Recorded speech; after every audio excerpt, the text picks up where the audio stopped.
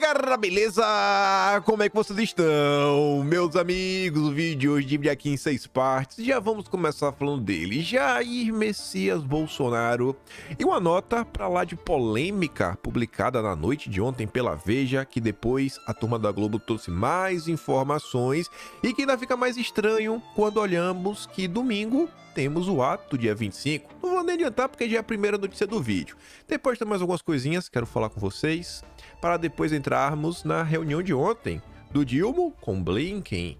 Ele veio ao Brasil, né? E aí, o que é que rolou? Também quero falar ainda sobre a fala do Lula em relação à tragédia que ocorreu, aquele absurdo aí dos últimos dias. Tem muita coisa pra gente pontuar sobre esse tema, mostrar algumas coisinhas que talvez fujam dos principais assuntos que estão sendo debatidos, ou pelo menos a gente vai olhar sobre um viés, acho que bem diferente. E esse tema nos conecta com o terceiro.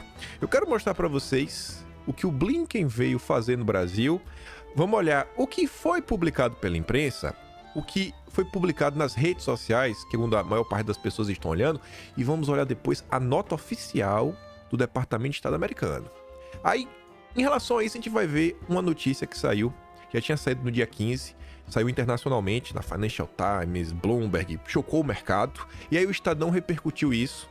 E aí a gente vai olhar na esteira, né? O que lá eles estão fazendo para ganhar dinheiro e o que o Lula tá fazendo com o Brasil para destruir a nação. E aí tem mais algumas coisinhas extras pra gente falar, daqueles temas que fazem com que o Brasil não saia do lugar e que nos conecta à nossa democracia, ao consórcio. Saiu uma notícia ontem, inclusive, que é uma comparação em relação ao governo Bolsonaro, que eu acho que chama mais atenção, é a forma como o consórcio lida com as coisas, vocês vão entender. Quero falar da Jovem Pan, notícia triste que foi publicada ontem, mais algumas coisinhas. E aí eu acho que vai dar tempo de falar sobre segurança pública e talvez Congresso. Vai ter discussão, debate, para ver quem vai ficar com o quê, quais comissões é importante, envolve a direita, mas vamos lá. E tá aqui. Essa foi a nota polêmica. Sempre eles, né? A tropa dos grisalhos, Robson Bonin da Veja. Inclusive, é o que eu digo para vocês: o fluxo de informação, as informações, quem vai dando o direcionamento do debate público não é mais do que 20 pessoas. Não dá 20 pessoas. Não dá 20 pessoas. Os porta-vozes do establishment. Aí tá ali. Exército prepara celas para eventual prisão de Bolsonaro e militares. Diante do avanço das investigações e dos depoimentos marcados para esta quinta, Força organizou um alojamento novo para receber presos por ordem da corte. Semana foi intensa no QG, lá em Brasília, com uma bateria de depoimentos agendada pela polícia nessa quinta, de militares de alta patente investigados por envolvimento num plano golpista. O comando de Thomas Paiva tratou de se preparar para receber eventuais presos por ordem do judiciário. Segundo a graduada fonte do Exército, confirmou o radar, um alojamento localizado no Comando Militar do Planalto, dentro do QG, recebeu melhorias para eventuais prisões. A gente precisa se preparar. Pela antiguidade da pessoa presa, é preciso que a gente tenha uma estrutura melhor. Até porque sofremos inspeção do judiciário logo após as prisões, diz esse militar ao radar. Na linguagem militar, quando se fala em antiguidade, trata-se, na verdade, de generais e oficiais de alta patente. Mas a prisão em unidade militar é direito, inclusive, do ex-presidente Jair Bolsonaro, que é capitão. Aí a Globo traz um pouquinho mais de informação, só para tentar dar uma complementada, sair na conta da Bela Megali. Exército prepara ala para eventuais prisões de militares investigados por golpe com Bolsonaro. Aspas. Gato escaldado tem medo de água fria. Foi esse o termo usado por militares para justificar a iniciativa do Exército de preparar um local para receber possíveis alvos de ordem de prisão nesta quinta. Eu falei, uai, hoje? Assim, porque o Robson pode falar, não, isso pode ter, porque ele dá a entender que as prisões podem estar perto, se for ocorrer prisão, porque as coisas estão avançando, hoje já tem depoimento. Aí a Bela Megali já tá dando a entender que pode ter prisão hoje, o cara vai depois, já vai sair preso, que história é essa? A preocupação é especialmente com generais, que são ouvidos pela PF na investigação, que apura a tentativa de golpe, ao receio que possam vir a ser presos, como houve recentemente com outros militares. A galera vai prestar depoimento, já vai ser preso. Gente, o que eu sei é o seguinte. Essas aqui são aquelas típicas notas que... Ah, e agora? Independente, se isso aqui for verdade, não tem nada pra ser feito. Se isso daqui for verdade, não tem nada pra ser feito. Agora, é engraçado de ver esse tipo de nota sendo publicada neste momento. É como se você estivesse tentando elevar a atenção, né, ante o depoimento das pessoas e também elevar a atenção no país antes do ato marcado para o domingo, dia 25, agora, às 3 horas da tarde, na Vida Paulista, onde Bolsonaro convocou as pessoas para ele poder colocar o seu ponto de vista, né? Poder se defender o Estado Democrático de Direito. E aí você fica vendo as mesmas peças, as mesmas figuras da imprensa, numa nota que ainda aparece diante de todo esse momento do que o Lula vem passando, né, o desgaste que ele vem sofrendo nas redes sociais, é aquela que vem bem a calhar, vem muito bem a calhar, né? A gente vamos esperar para ver o desenrolar dos próximos dias. O que eu digo para vocês é: não sofram por antecedência ou nem sofram por questões políticas. Veja a situação, sempre, pô, tá acontecendo isso, beleza, e agora? E agora? Bora lá, bora dar uma olhada. Porque, assim, no final do dia, eu falando pra vocês, né? Essas duas foram aquelas típicas notas. A dessa da Globo aqui da Bela Megali nem circulou tanto. Mas a da Veja, nossa, acho que quase todas as pessoas que eu sigo ou postaram, ou compartilharam, ou comentaram sobre o tema. Beleza, bem importante, bem bacana. Mas aquela típica situação, tá, mas beleza, estamos falando isso. Olha, a imprensa tá falando isso, tá, mas e aí? Tem tanta coisa acontecendo no Brasil, que eu acho que se tem algo que merece ganhar um certo foco, às vezes é muito mais, né? Por exemplo, ontem, vou dar até um exemplo, o melhor exemplo que existe. Vocês sabiam que ontem Bolsonaro concedeu entrevista para a rádio CBN de Pernambuco? Quase ninguém compartilhou, quase ninguém nem sabia. Agora a notícia começa a roda do Brasil. Eu acho que o que o Bolsonaro tinha falado na CBN talvez tenha muito mais relevância, porque ele está mostrando lá alguns pontos que ele crê, né? Porque se ele está falando, ele crê que é importante a população saber, até porque ele foi questionado pelo jornalista. Mas, normalmente, notícias que não dizem muita coisa, às vezes é só um terror que a imprensa está tentando criar, ganham a maior repercussão que existe, né? E aquele jornalismo alarmista. O povo adora isso. Mas vamos lá. Saindo aí dos clickbait dos malucos, o Metrópolis fala o seguinte: Valdemar está magoado com o presidente de partidos, em especial 2 deles. E aí diz que o Valdemar guardou mágoa de seus pares. O Valdemar considera que os chefes de partidos aliados deveriam ter se manifestado contra a sua prisão. Valdemar tem no topo da sua lista de mágoa 2 nomes em especial. Primeiro, Marcos Pereira, o manda-chuva do Republicanos. E o segundo é o nosso glorioso Gilberto Kassab.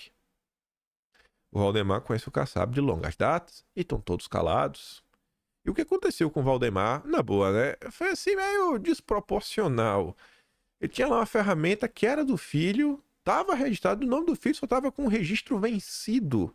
Sabe, um negócio assim, fala, pô, é sério? Aí e tinha uma pepita. Tá, mas e aí? Não pode ter uma pepita em casa, etc. Mas a ponto de o cara ficar preso por causa disso. Uma coisa, beleza, investiga aí, responde, anexa ao inquérito, né? Um problema pra ele ter que esclarecer. Vai levar preso, na idade que o Valdemar tem. Será que faz sentido? Então, assim, tá muito ruim as coisas. E você vê que parece que tem gente que quer ver as coisas piorarem. Porque pare e pense. O Valdemar hoje comanda um partido, tem quase 100 deputados. Será que isso é interessante pro Marcos Pereira? Será que isso é interessante pro Gilberto Kassab? Num país que está cada vez mais difícil criar um partido, e é uma política que, para você se eleger, política você precisa ter dinheiro para se eleger. O Brasil, o financiamento é público e é proporcional, né? Cláusula de barreira, é a cláusula de barreira junto com a proporcionalidade. Então, se você tem um partido, você tem muito dinheiro. Se você não tem partido, você não tem nada. Se não tem um PL, vai para quem esse dinheiro? Então as pessoas precisam de um carro de batalha, né? Precisa de um carro para poder entrar nessa disputa. Então tem muita gente querendo ver o pior. Não é só o pior contra Bolsonaro, não, querendo que a vida ande. Tem gente que quer ver também o pele pro buraco.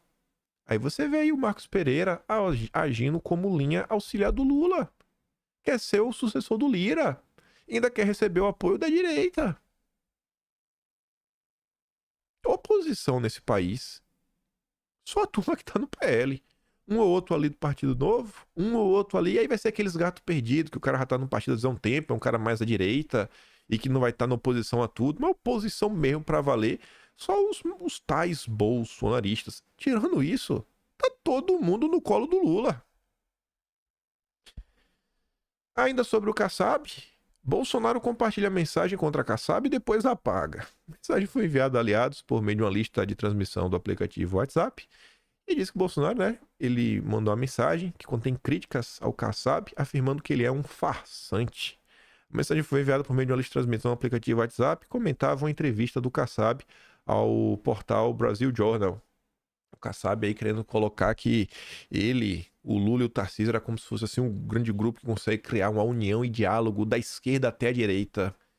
E o Kassab seria o grande avalista disso tudo, o grande articulador.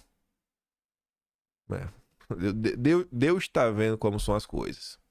E aí, só pra gente encerrar esse breve tema, teve uma reunião anteontem aí entre os líderes lá na Câmara, com Lira, para discutir como é que vai ser a agenda legislativa neste ano, discutir inclusive a divisão das comissões, que devem ser decididas nos próximos dias, quem vai ficar com o quê. E aí, as operações da PF viram o principal assunto na reunião de líderes com Lira. Aí eu só quero mostrar uma coisa, para você ver que é um padrão. Ninguém liga pro Brasil. Ninguém quer resolver nada. Ninguém quer resolver nada. As pessoas parecem que só se mexem por interesses próprios. De acordo com relatos de presentes na reunião, Elmar Nascimento e Isnaldo Bulhões endossaram as críticas da oposição, representada pelo PL. Os dois são cotados para suceder Lira na presença da Câmara em eleição que ocorrerá em fevereiro de 2025. Será que o pessoal que tava lá, os outros partidos, assim, sabe? Ninguém tá nem aí pra nada. Eu não consigo acreditar que o Elmar Nascimento e o Isnaldo realmente estão preocupados com isso, preocupados com as coisas que estão acontecendo, preocupados com o Brasil, preocupados com a tal harmonia entre os poderes. Eu vejo uma coisa, eu começo e fico pensando, rapaz, o povo só se mexe porque quer o voto dos bolsonaristas. Uma bancada de quase 100 deputados. Para se eleger, são 257 votos. É 40%. Você já tem 40% dos votos. Quase 40, uns 37, só com os bolsonaristas. Aí é muito bom, né? Aí é muito bacana. Aí quer abraçar a causa, quer lutar, quer batalhar. O Marcos Pereira também quer. Quando chegar, pode anotar, outubro, novembro, toda essa turma vai começar a emplacar um discurso que as coisas no Brasil estão ruins, que temos que fazer, que temos que acontecer, só para tentar trazer o voto. A direita sozinha não tem capacidade de eleger ninguém, porque são 257 votos. Aí tem um bloco lá do Republicanos, etc, tudo mais, tem uns 140 e pouco, 150, tem um bloco aí do Lira, que é uns 140 e pouco. Aí tem a direita e tem o resto lá da esquerda. Ninguém tem número suficiente para se eleger sozinho, mas tá aí, né? É um absurdo, né? Ninguém liga pro Brasil. Ninguém liga pro Brasil, ninguém quer resolver nada. Aí veja. Falando do Congresso. Pacheco. Ninguém esperava nada diferente dele, né? Tudo bem? Nada abala minha relação com Lula. Diz Pacheco após pedir retratação da declaração aí, né? Ao absurdo que o Lula disse. Se houver uma retratação, eu considero que resolve o problema. Mas nada abala minha relação. Se fizer, se pedir desculpa, pediu. Se não pedir, tá de boa também. Eu não tô nem aí. Ninguém tá nem aí pra nada. A preocupação do Pacheco é o quê? Conseguir o apoio do Lula para fazer o seu sucessor em 2025. Também vai ter eleição para a sucessão do Senado. E continuar tendo o apoio do Lula para, quem sabe, ele se lançar como candidato a governo em Minas Gerais. A, quem sabe, se reeleger ao Senado. Continuar na máquina. É só olhando para si mesmo. Só. Tanto que Pacheco, o companheiro. Pacheco tende a ser o principal parceiro de Lula e do governo este ano. Será o contraponto do Lira. Se Lira joga pelo confronto, Pacheco oferece ajuda a Lula. Deve ser assim até a eleição dos sucessores dos dois daqui a um ano. Neste ano, Lira será cada vez mais oposicionista para cortejar o bolsonarismo e obrigar o governo a aceitar seu candidato a sucessor, Elmar Nascimento. Pacheco faz o oposto. Seu candidato é Davi Alcolumbre e ele corteja Lula com favores em busca de apoio. Mas ninguém está preocupado com... Assim, o Lira não tem uma agenda legislativa. Ele até tem, né? Quer saber a agenda do Lira? Olha o que os bancos brasileiros defendem. É a mesma coisa. O que os bancos ordenam, o Lira coloca em pauta. É o garotinho dos bancos, que os bancos adoram. Nossa senhora. E o Pacheco, a agenda do Pacheco é a agenda do Lula. Só não tem espaço para a agenda do Brasil. Uma agenda para o Brasil se desenvolver. Aí entrando na questão das falas do Dilma, que o Lira... O Pacheco tá de boa. Se de pedir desculpa, tá de boa. Ontem teve até um happy hour, né? Com os deputados, líderes. O Lira tava lá, uma turma. Eu aposto, eu não tava lá pra ouvir, mas...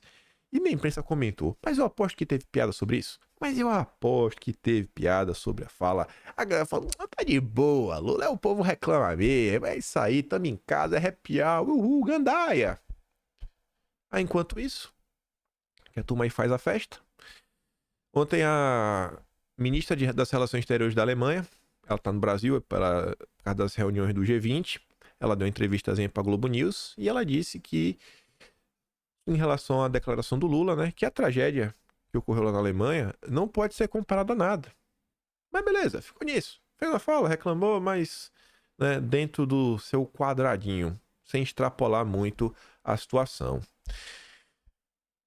Em relação ao Blinken, que esteve com o Dilma, ele não falou nada.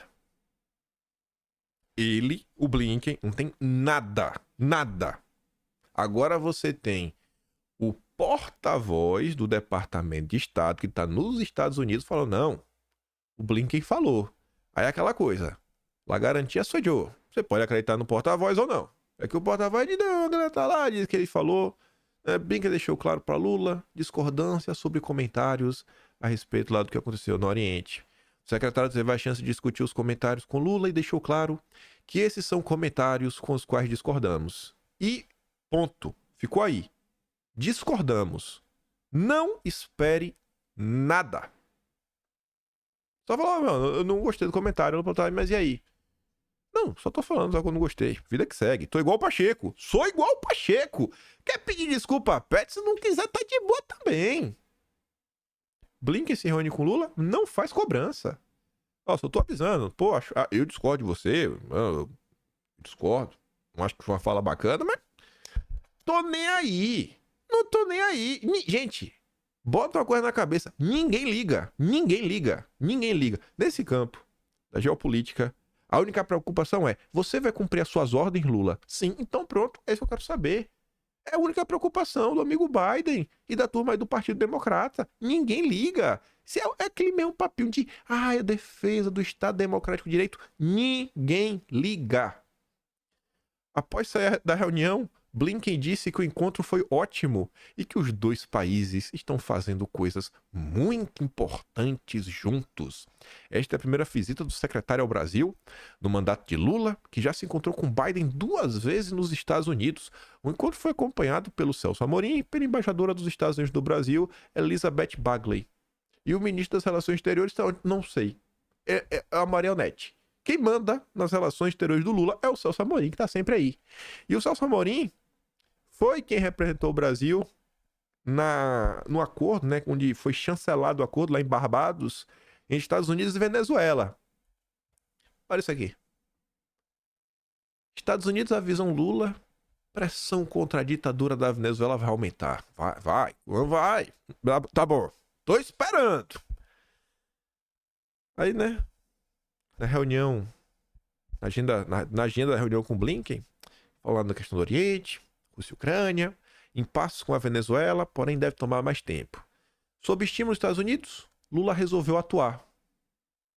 Lula resolveu atuar sob estímulos. Lula vai lá e resolve pra gente. Ou seja, vamos traduzir.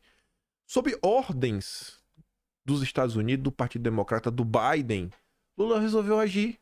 E, por enquanto, conseguiu manter a cleptocracia comandada pelo Maduro.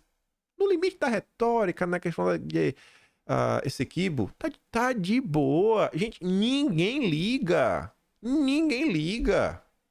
Estados Unidos defendeu a democracia com Biden, com o Partido Democrata, e esquece.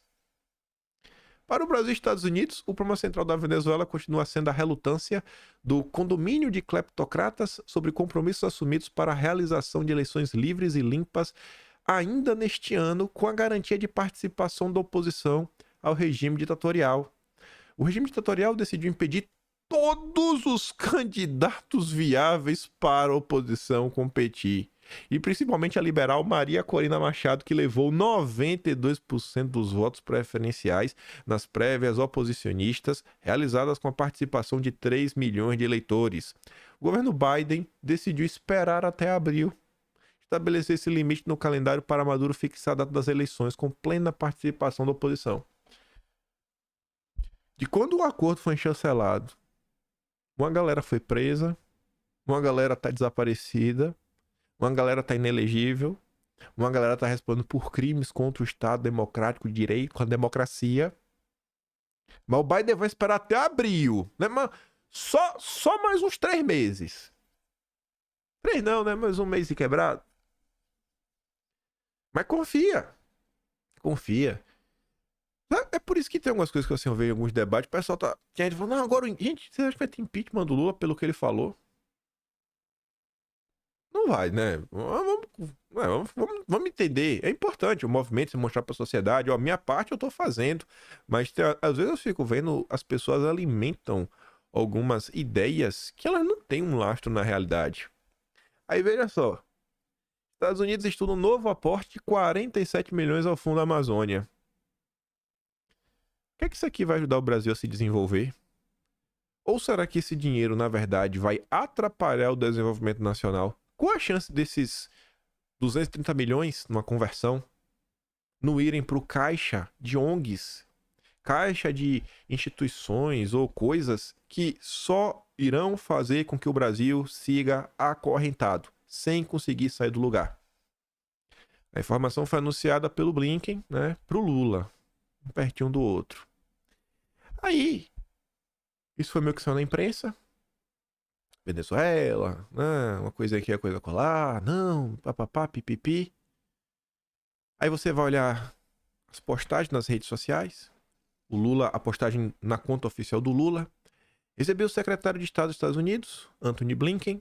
Conversamos sobre o G20, iniciativa pela melhoria da condição dos trabalhadores, que lançamos com o presidente Biden, a proteção do meio ambiente, a transição energética, a ampliação dos laços de investimento e cooperação entre nossos países e sobre paz na Ucrânia e no Oriente Médio. O Lula só pontuou isso, mas eu acho que teve mais coisas. E eu fiquei muito assustado. Não assustado não, porque na verdade a Terra estava esperando. Mas eu fico assim de cara, como a imprensa brasileira não se dá o trabalho de contar o que realmente foi discutido. Porque no Google você acha a resposta no site oficial do governo americano. Já vamos chegar lá. Aí o Blinken também, né? Ele faz um tweetzinho maroto. Não, olha só. O Blinken reuniu-se com Lula antes da reunião dos ministros dos negócios estrangeiros do G20. O Brasil é um parceiro fundamental em muitas questões, incluindo o combate à crise climática e a promoção dos direitos humanos e trabalhistas. À medida que nos aproximamos dos 200 anos de relação Estados Unidos-Brasil, nossos laços estão mais fortes do que nunca. Nossa, estou maravilhado. Aí veja. Site oficial. Departamento de Estado dos Estados Unidos. Site oficial do governo. Reunião do secretário Blinken com o presidente brasileiro Lula da Silva. Aí vamos ver se pelo menos ele tá aqui, né? Não, ele falou pro Lula que ele discorda da fase do Lula. Não, nada. Eu até adianto. O Blinken se reuniu hoje com o Lula. O Blinken expressou o compromisso dos Estados Unidos de fazer uma parceria com o Brasil. Vamos ser parceiro no quê? Na agenda da presidência do G20, para combater a fome e a pobreza, tá? Parceria, nós dois vamos trabalhar junto para mobilizar-se contra a crise climática, ou seja, cumprir a agenda verde, a agenda SG, e tornar a governança global mais eficaz. Opa, pera aí. Que história é essa? Que história é essa? Quem assistiu o vídeo de ontem viu que eu trouxe uma nota do Igor Gadelha, que o Igor Gadelha listava os assuntos da reunião. Tinham 9 itens. Um dos itens era discussão sobre governança global. Tá aqui na nota, confirmando que sim, esse assunto esteve na pauta e foi discutido. Gente, o que é uma... Tá ali, governação, né? A tradução do Google que não fica boa, o texto tá em inglês. Uma governança global mais eficaz é o quê? É uma ONU com mais poderes, com mais possibilidade de dar ordens e as pessoas terem que seguir. É uma OMS com mais poderes de dar ordem e fazer cumprir. O OMC, a FAO e todos esses grupos de burocratas não eleitos pelo povo, dando ordem, todo mundo tendo que obedecer. Vocês acham bacana isso? Lembrando do Lula, ao longo de... Vamos botar a partir de novembro de 2022, ainda 22, até o final de 2023.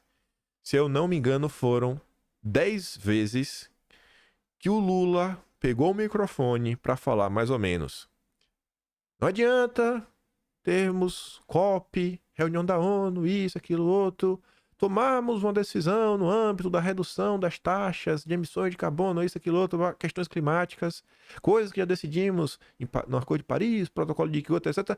E a gente tem que levar as nossas decisões para ter o respaldo do Congresso Nacional.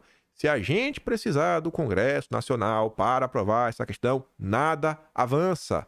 Precisamos fortalecer, ou criar uma nova forma de governança global. Que pelo menos, se não for assim, a ONU tem, que seja a ONU, etc., que pelo menos, ele falava, pelo menos no aspecto ambiental, tem que se fazer cumprir. Da ordem, todo mundo segue. O que é que o Lula está discutindo com o Blinken?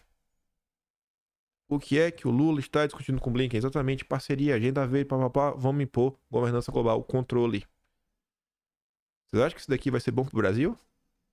Você acha que um cara que não faz nem questão de cobrar o Lula pela fala, por pedir desculpas, você acha que ele tá preocupado com o Brasil? O cara que tá dando assim, não, espera aí até abril pra ver se a Venezuela vai pra frente. Não, dá um tempo aí, vai empurrando com a barriga. Vai empurrando com a barriga pra gente continuar comprando petróleo, não tem problema, né? Já pensou se o preço da gasolina sobe uma coisa nos Estados Unidos, agora, ano de eleição, vai prejudicar o Partido Democrata, a gente tá preocupado só com a gente. Aí continua. Ele destacou o próximo aniversário do bicentenário, Estados Unidos-Brasil, em maio de 2024, quando nossos países celebrarão os benefícios de 200 anos de fortes laços políticos, econômicos e culturais. Blinken elogiou Lula pelo papel na redução das tensões entre Guiana e Venezuela na região de Essequibo. Vocês acham que os Estados Unidos estão preocupados com a democracia na América Latina?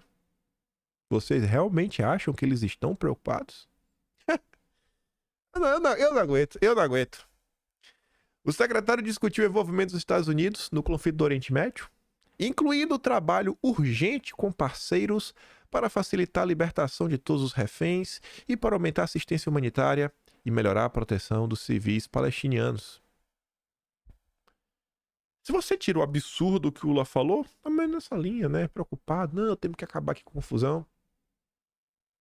E para terminar, aí só piora, Blinken. E aqui é o que eu fiquei, o maior ponto, eu falei, cara, como é que a imprensa não falou sobre isso? Porque isso daqui não tá na nota do Igor Gadelha de ontem, e eu não vi nenhuma nota do consórcio. Eu não vi ninguém comentando sobre isso. Tá no site oficial, é só pegar, abrir e ler. Site oficial do governo americano. Blinken elogiou Lula por defender os direitos dos trabalhadores por meio da parceria Estados Unidos-Brasil, pelos direitos dos trabalhadores.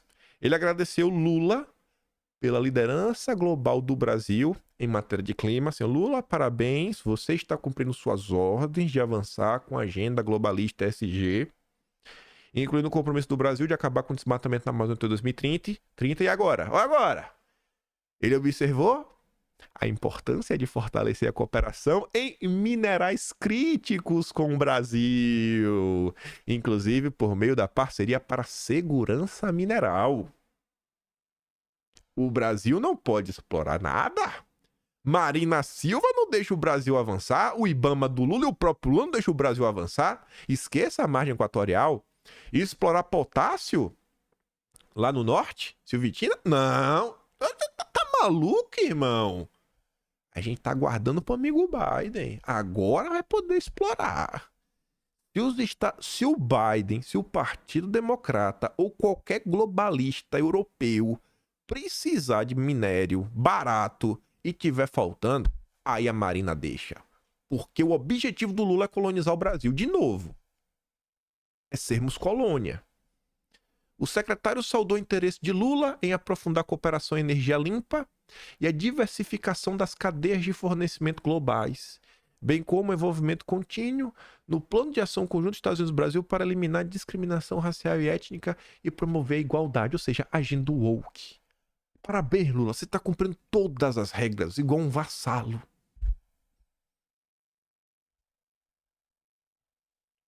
A única preocupação do Lula, acho que com mineração, é emplacar, né, o Guido Mantega no comando da Vale. Aí pega isso, que eu falei que o tema ia conectar, olha as ordens do Brasil. Fornecer minério barato para eles, né? Energia limpa, transição energética, agenda climática, ESG, papapá, pipipi. E lá nos Estados Unidos, hein?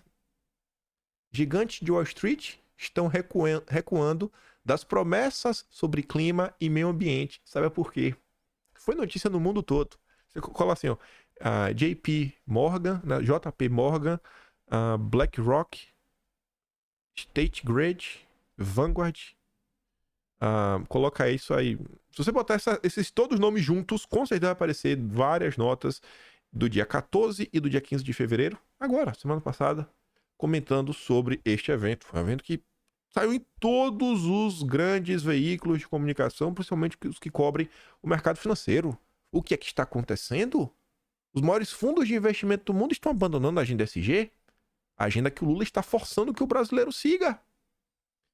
Muitas das maiores empresas financeiras do mundo passaram os últimos anos aprimorando suas imagens ambientais ao se comprometerem a usar força financeira para combater mudanças climáticas. Não, é usar o capital para forçar pessoas a mudarem um comportamento, induzir a sociedade a uma mudança comportamental. Agora, Wall Street mudou de posição.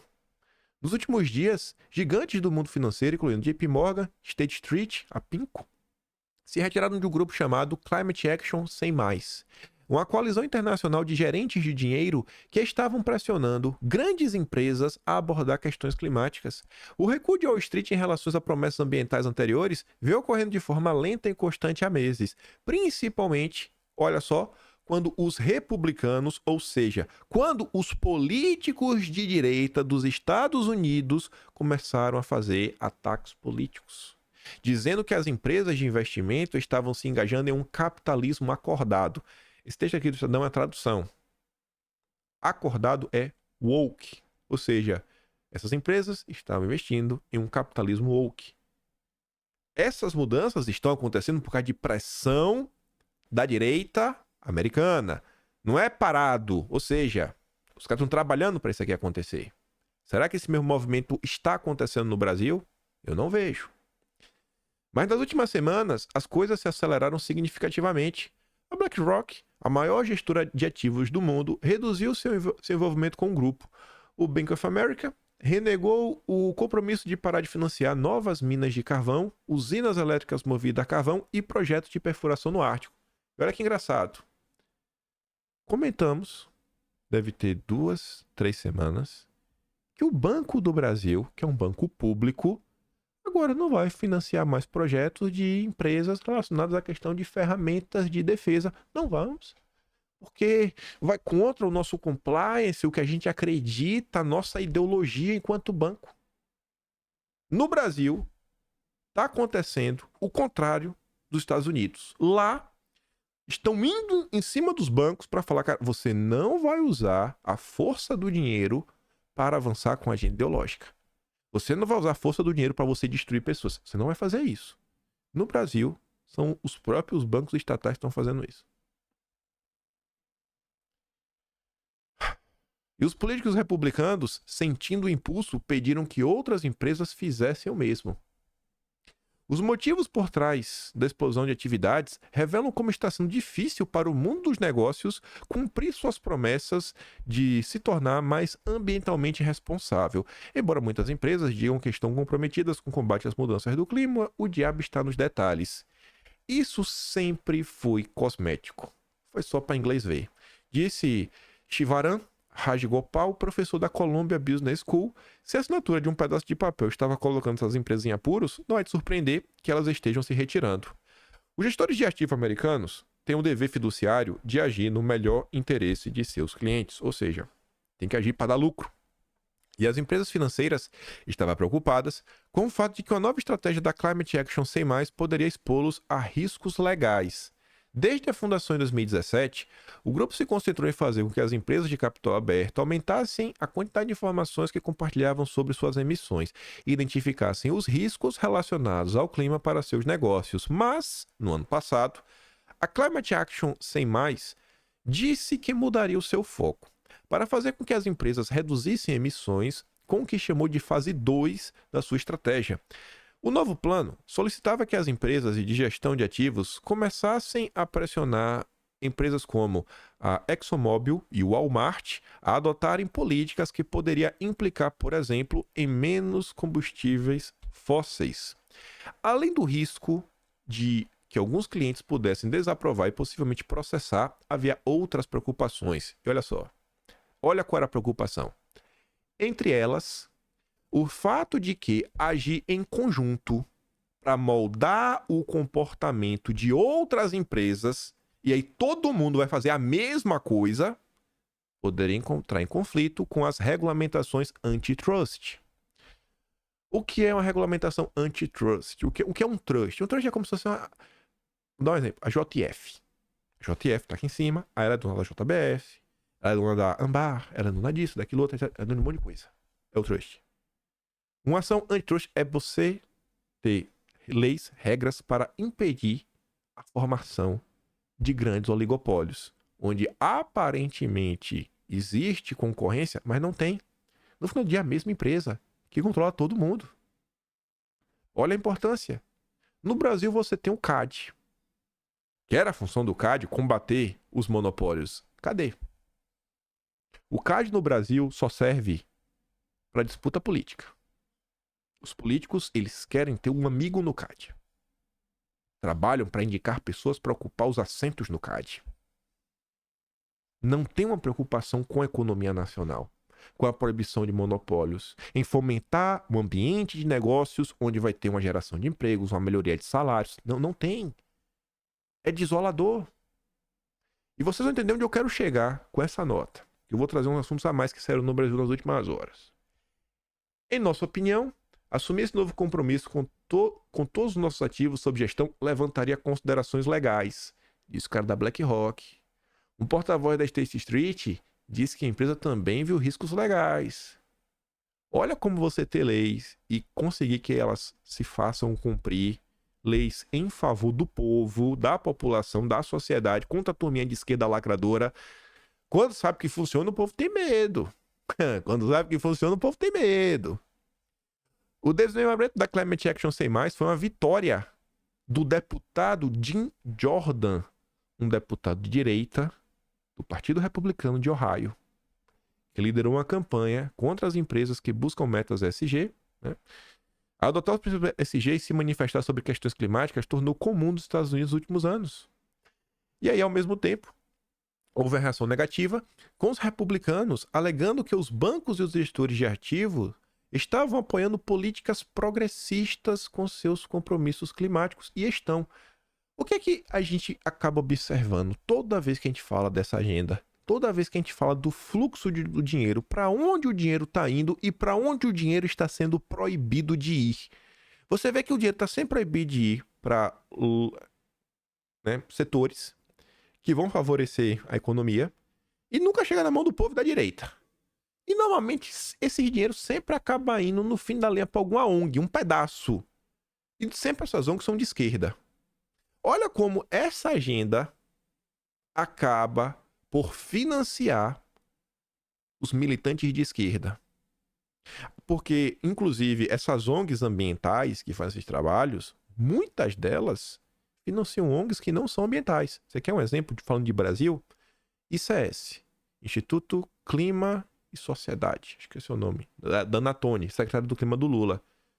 O ICS já patrocinou o MST e também a Uni, né? Então, assim, um projeto de ambos. Tá certo que era um projeto para falar sobre meio ambiente. Mas eu não acho que a Uni é uma ONG focada em meio ambiente. Mas o dinheiro do ICS parou no cofre da Uni. E a ICS recebe do quê? Da Oak Foundation, Ford Foundation, Open Society Foundation. Então, você consegue ver que se você combate esse absurdo ambiental, essa agenda SG que vem sendo imposta ao Brasil e ao mundo, numa agenda globalista, um processo de décadas que vem crescendo, vem se intensificando dia após dia, que se você combate isso, você enfraquece ONGs das mais diversas que operam em todos os países para promover ideologia esquerdista. É um caminho de você tirar o financiamento de ONGs por aqui. Não é solução final da van, mas você vai tirar muito dinheiro da ONG por esse caminho. Alguns estados, incluindo Texas e Virgínia Ocidental, proibiram os bancos de fazer negócios com o estado se as empresas estivessem se distanciando das empresas de combustíveis fósseis. E no final de 2020, Jordan iniciou uma investigação antitrust sobre o grupo, chamando de cartel corporativo obcecado pelo clima. Grandes vitórias para a liberdade e economia americana. Ele está totalmente correto. Economia e liberdade. Sufocando o financiamento da esquerda. Aí veja. Estados Unidos. Olha o que ele está fazendo. Olha as preocupações. Aí vem o Brasil. Brasil do Lula. Petrobras lança edital para patrocínio no setor cultural. Um edital para cultura no valor de 250 milhões, o maior da história. O maior da história para ajudar o artista brasileiro. Vai ser lançado no Rio com a presença de Lula. E não para por aí. Não para por aí. Vamos contar letrinhas. O Jean Paul Prats, presidente da Petrobras, escolhido a dedo pelo Lula. Enquanto lá fora a galera tá investindo em combustível fóssil, não tem mais negócio de banco, não. Vai ter petróleo no Ártico, petróleo tudo que vai ter no Brasil, na Petrobras de Lula. Petrobras resgata seu papel de protagonista no apoio à cultura brasileira. Estaremos atentos a iniciativas que promovam a inclusão de grupos subrepresentados. Aí vamos pular um e a gente volta. Negros, indígenas, mulheres, pessoas com deficiência, refinando a diversidade do nosso povo. E a Petrobras do Lula, no maior edital até então de cultura, 250 milhões, também vai se preocupar com... Tem as 4 letras que todo mundo já conhece. Aí tem a letra Q, I, A, P, N+. O Q eu acho que eu até sei o que é. O I eu tô na dúvida. Agora, o A, P e o N eu não sei. Se alguém souber o que é o A, o P e o N, sem piadas, sem coisa, realmente até de conhecimento, me conte. Eu não sei. Olhem as diferenças. Se você... Isso daqui faz parte... SG aqui entra no S, do social. Preocupação com a sociedade. O papel da Petrobras é o quê? É fomentar cultura?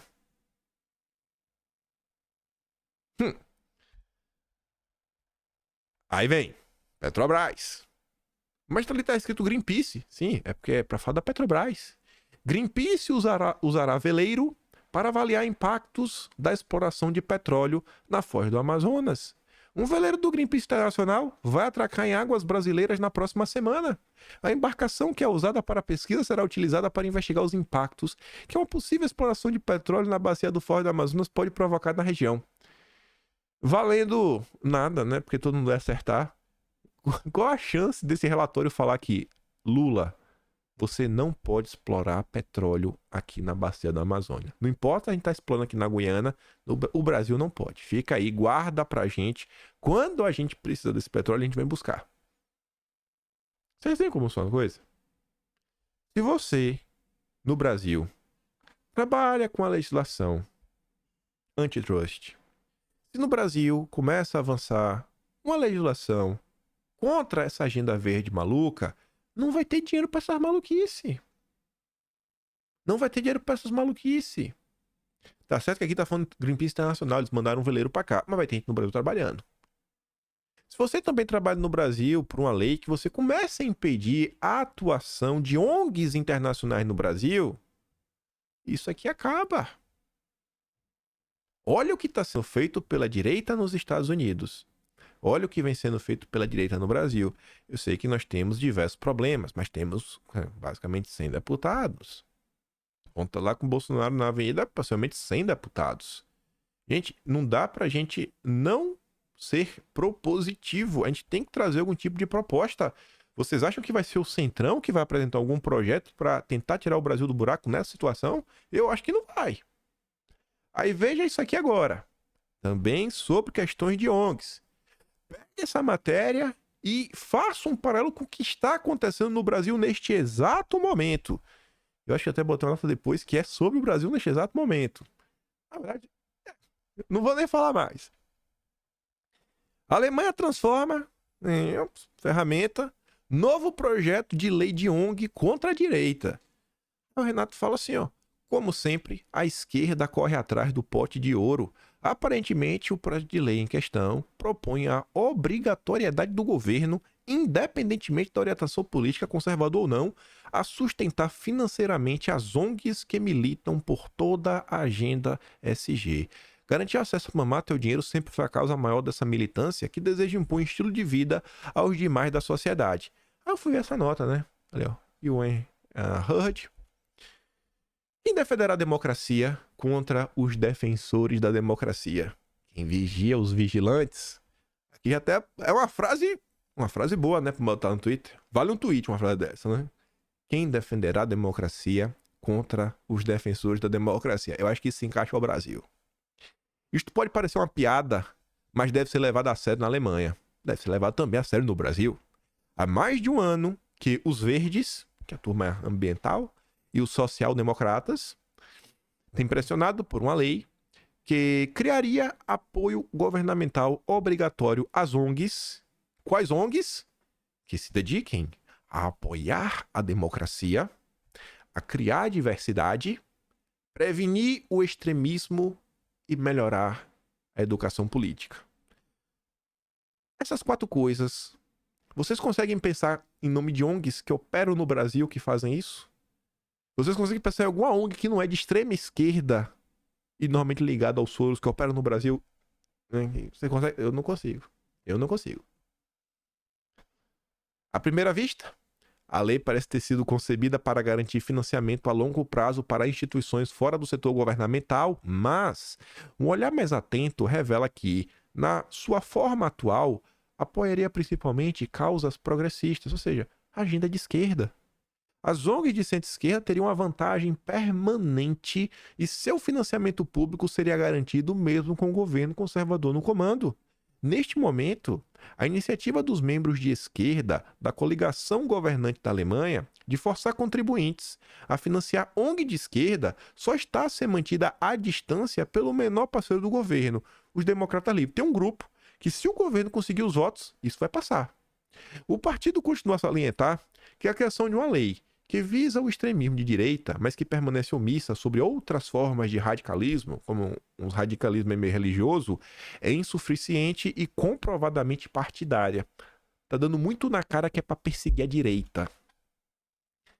Esta nova lei antidemocrática não é apenas uma questão financeira, mas uma tentativa do governo de inclinar o campo de jogo político contra qualquer pessoa com políticas de centro-direita. Apesar de suas esperanças em contrário, o Olaf e os Verdes sabem que a proibição da AfD, que é o partido de direita, não vai acontecer. Ele vai disputar as eleições. Como resultado, estão a tentar externalizar a repressão dos seus opositores à sociedade civil, idealmente através de financiamento seletivo para ONGs aprovadas pelo governo. A ministra do Interior da Alemanha, Nancy Faeser, não esconde as intenções por trás da lei, dizendo: não ficará pedra sobre pedra para descobrir quem apoia a nova direita, e que aqueles que zombam do Estado alemão sentirão a força do Estado. A ideia de zombar do governo punível por lei, tudo em nome da defesa da democracia, apoiando-nos num clichê bastante orwelliana. Qual é o sentido de uma democracia liberal se os cidadãos já não podem criticar os seus políticos? Parece o Brasil, né? Não pode mais criticar. Depois de ter conduzido a Alemanha por um caminho de declínio econômico sustentado, a coligação governante quer agora silenciar seus opositores. Faeser espera desencorajar o apoio aos partidos de direita, em vez de puni-los, pelo menos por enquanto. Há menos de 24 horas, um banco alemão recusou-se a processar uma ação individual à AfD. Uma pessoa comum. É como se, assim, seu Zé mandou um dinheiro pro PL. Ele queria dar um dinheiro pro PL. E aí o banco recusou. Não vou não. Enviando uma carta à pessoa, afirmando que o banco não realiza tais transações. A gente não vai deixar que o seu dinheiro vá pro PL. Depois que o incidente se tornou público, o banco pediu desculpas e atribuiu o erro a um erro humano. Tentar excluir da vida pública aqueles que têm opiniões diferentes, através de uma ameaça velada de desbancarização, não é democrático. Em vez disso, representa o abandono da democracia por algo mais próximo do totalitarismo. Aí, tem essa notícia, na verdade é a próxima. É a próxima aqui? É a próxima. Um fantasma assombra o mundo, as ONGs. Elas proliferam como coelhos e estão, aos poucos, substituindo os partidos políticos, cada uma com suas reivindicações específicas. A nota aqui é de 1999. Só para mostrar que estamos diante de um problema que eu acho que a gente deveria também, né, começar a cobrar por um tipo de ação para tentar avançar sobre isso. Se vocês não querem, sei lá, se a turma não quer o Congresso falar nada em relação a questões judiciárias, etc., vamos ver então uma discussão sobre ONG, sobre soberania nacional. Ou será que a turma vai ser contra também? Mas discutir ONG é discutir o fim do financiamento à esquerda. Aí, veja esta pequena nota. Eu sinto que, sei lá, eu sou uma das poucas pessoas que leu isso daqui e falou, meu Deus, que tristeza. Maria Hermínia Tavares, de Almeida, receberá título de professora emérita da USP. O que tem de mais nessa nota? Cientista política, é pesquisadora do SEBRAP e uma das fundadoras da Comissão Arnes. Esse subtítulo deveria, sabe, tocar uma sirene dentro de sua cabeça. Pesquisador do SEBRAP. Vocês lembram o que é o SEBRAP? Já falo, se não lembra. Professora titular aposentada do Departamento de Ciência Política FEFELET, amiga da FHC, né? Onde dirigiu o Instituto de Relações Internacionais. Maria Hermínia também é uma das fundadoras da Comissão Arnes. Foi integrante da Comissão da Verdade da USP, né? Como eles são pretensiosos. A Comissão da Verdade. Nós temos a verdade. Vamos lá. Vamos começar pelo SEBRAP. O SEBRAP foi criado por Fernando Henrique Cardoso, já com Celso Laffer ao seu lado, em 1969, após receber uma gorda doação da Fundação Ford, que na época foram $180 mil. Sei lá, $180 mil naquela época, hoje em dia seriam alguns milhões de reais. Mas sem sombra de dúvida, né? Gente, 69 valia muito dinheiro. Muito dinheiro. É só você olhar quanto era o valor de uma casa naquele momento, né? Sei lá, $5 mil. Hoje acho que com uma casa é menos do que $200 mil, mas tudo bem. Então, ela é pesquisadora do SEBRAP, grupo do Fernando Henrique Cardoso. É a mesma pessoa que fundou a Comissão Arnes. Aí vamos trazer para a política. Eu gosto de dar muito esse exemplo porque acho que ele reverbera no coração das pessoas da direita. Vocês viram o que foi feito contra Bolsonaro. Vocês acompanharam, né? Eu tô falando disso em relação a período ali, né? Das pessoas que entraram em campo para defender a democracia. Tipo, o Partido Democrata, a turma do Biden. E que em 2023 ficou provado e detalhado, inclusive com o nome de algumas pessoas, alguns eventos, naquela matéria do Financial Times, o que o Partido Democrata fez para garantir a democracia no Brasil. E a primeira reunião, pelo menos que foi publicizada entre brasileiros, e no primeiro momento foi com os assessores dos parlamentares do Partido Democrata, contou com a presença do artigo 19, que é uma ONG financiada pela Open Society, contou com a presença do Alberto Cantalice, que continua sendo o presidente da Fundação Perseu Abramo, e ele estava representando a Fundação Perseu Abramo, que é a fundação do PT, dos intelectuais do PT, e da Comissão Arnes.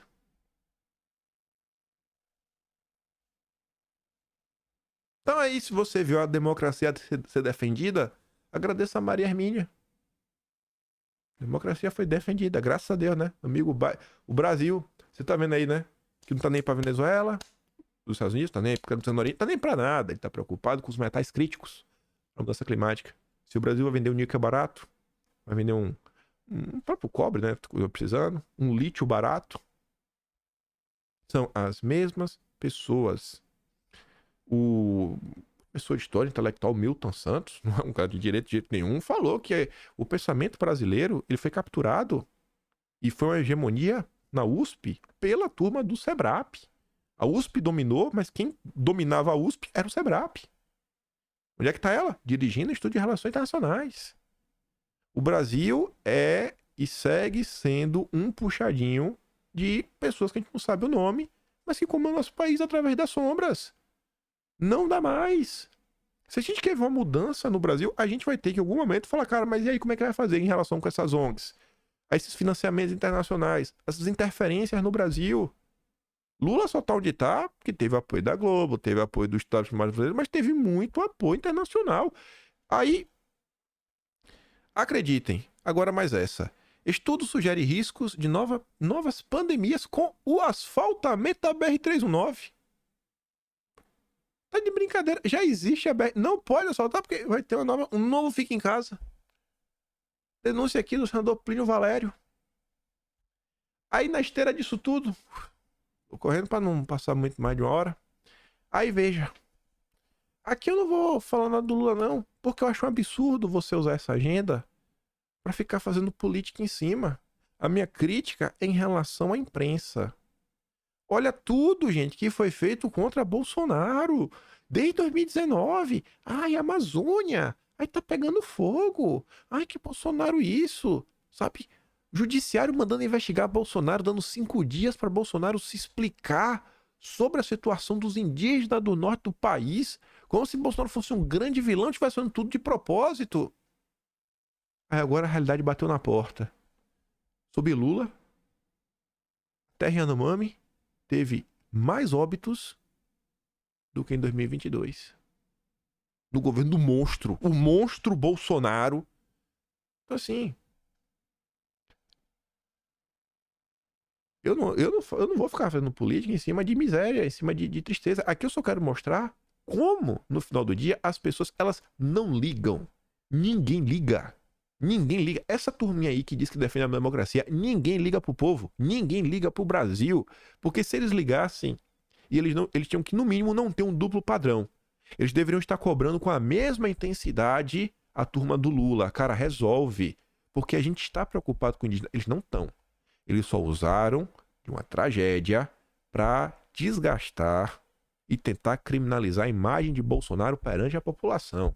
Está aqui agora provado com números. Brigue com os dados. Brigue com os dados. Briga com os dados. Não posso fazer nada. Não posso fazer nada. Aí a democracia, né? A preocupação dos defensores da democracia.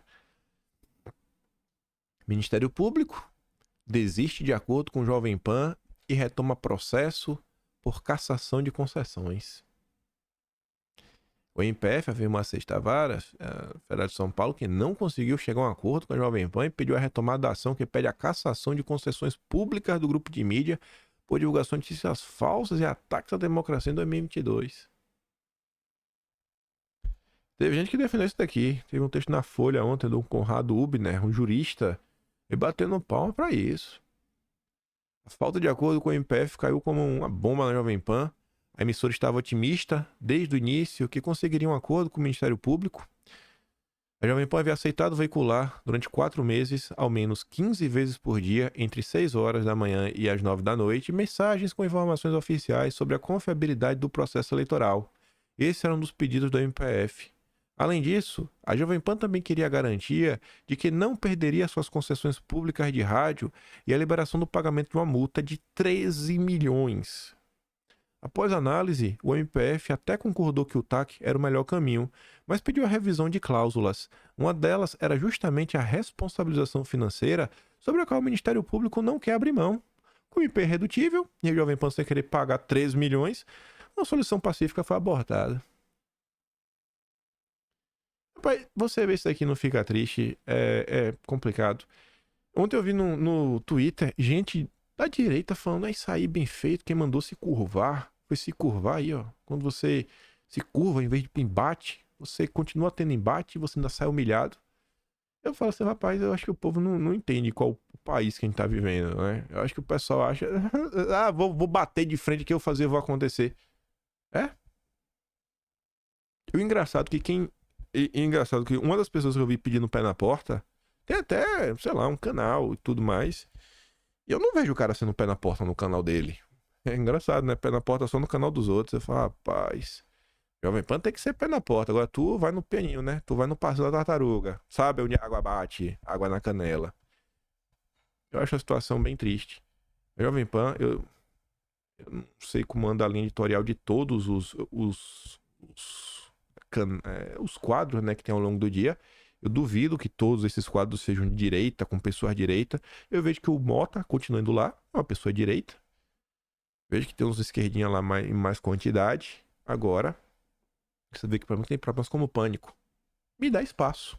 Eu acho que eu sou uma pessoa bem à direita, né? No debate público brasileiro. Você vê que ainda é espaço. É um microfone.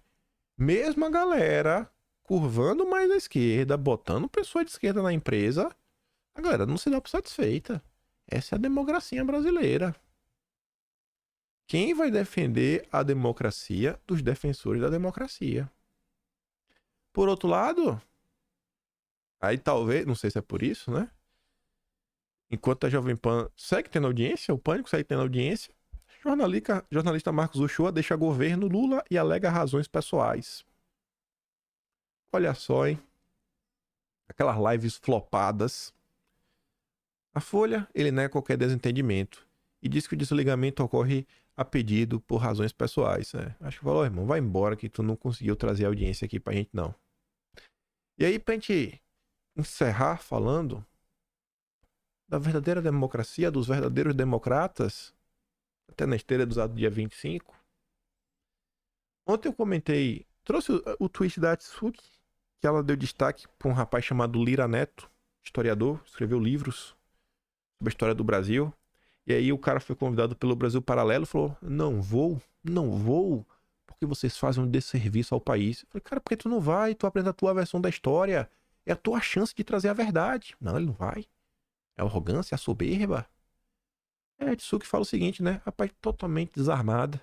Ontem eu vi um tweet do Lira Neto negando-se a participar de um projeto da Brasil Paralelo, alegando que eles prestam um desserviço histórico. Hoje, eu me deparo com essa resposta e vejo que alguém da direita, o Mota, você vai falar que o Roberto Mota não é de direita, ele tá de brincadeira. O Mota, cara de direita, inquestionavelmente, interessado apenas em mostrar um fato histórico do país, recomendou toda a obra do Lira Neto sobre Getúlio Vargas numa live e ainda colocará à venda em sua livraria, porque ele fala, cara, ó, esse cara é arrogante, mas tá aqui, ó, os livros dele são bons e eu consigo reconhecer, eu consigo superar o ódio e me preocupar. Não é ódio, né? Eu consigo superar essas diferenças sem sentir ódio por você. Você vê que a gente tá no país que um lado odeia o outro. O outro lado fala, cara, olha só, a gente só quer poder existir como população. E tudo que a gente tenta avançar, tudo que a gente tenta aprovar, tudo que a gente tenta fazer, a gente vai pelos meios que estão aqui à disposição. Ah, não, mas teve lá de golpe. Golpe. Muito golpe, muito golpe, muito golpe. Todo dia você vê inúmeras demonstrações de ações realmente democratas, sabe? Pessoas abertas pro diálogo, comentando sobre assunto, vendo conteúdos que não estão na bolha da direita, comentam, falam, etc, tratam com respeito. Mas o outro lado, O lado da esquerda, o lado do PT é só ódio, é só desprezo. É o tempo todo isso. É o tempo todo isso. E aí depois o errado somos nós. Enfim. A galera parece que não gosta, né, do Bolsonaro porque ele gosta do Brasil. Cada vez mais eu entendo que o ódio que essa turma tinha a Bolsonaro é porque o cara gostava demais do Brasil. Gostava demais do Brasil. Bolsonaro, tu acha que Bolsonaro ia fazer, né? Ia dar esse apoio pro Blinken, metade escrevam, fazer aquilo outro. Bolsonaro queria explorar para a soberania nacional, por bem do Brasil, conquistar, né? Poxa, vamos aqui ser autossuficiente dos minérios que nós precisamos. Colocou o PL 91/2020 para rever essa questão aí do Código de Mineração como um todo. Não avançou, né? Não teve vontade legislativa para avançar. Eu acho que o Lira estava preocupado com outros assuntos, o Pacheco também. As ações reais, concretas estão aí. Quem fez o quê? O que Lula prega, o que o Lula faz, o que a esquerda faz no Brasil, o que a direita faz. Só não enxerga quem não quer. Só não enxerga quem não quer. Só não enxerga quem não quer, de coração. Um lado tá preocupado com o Brasil, o outro tá preocupado em se perpetuar no poder.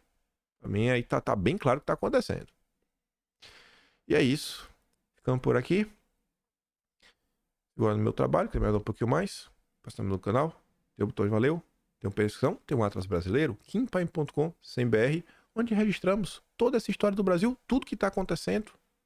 E olhem bem, gente, o que tá acontecendo. Eu quis trazer aquela matéria para os Estados Unidos para mostrar, olha o que eles estão fazendo lá e o que eles tiveram sucesso lá, qual foi o caminho, e a começação deles acaba por sufocar o financiamento da esquerda em diversas áreas. Se a gente não tá conseguindo por um caminho, vamos tentar em outro, vamos fazer um lado, vamos fazer o outro. Eu fico pensando, pô, cadê a galera da CPI das ONGs? Depois de tudo que eles fizeram, já teve o relatório, mas e aí, o que é que foi proposto? Cadê a lei pra gente realmente lidar com essa situação? Tirar do papel, bora trabalhar. Vamos trabalhar. A esquerda aí tá andando de braçada. Eu quero ver o Brasil dar certo. Eu não tô com o Lula, não. Esse cara aí, ele odeia o Brasil. Pra mim tá claro. O Lula odeia o Brasil. Compartilhe o vídeo. Volta amanhã. E deixo pra você aquele grande beijo e abraço. Tamo juntos. Valeu, meus amigos. Fui.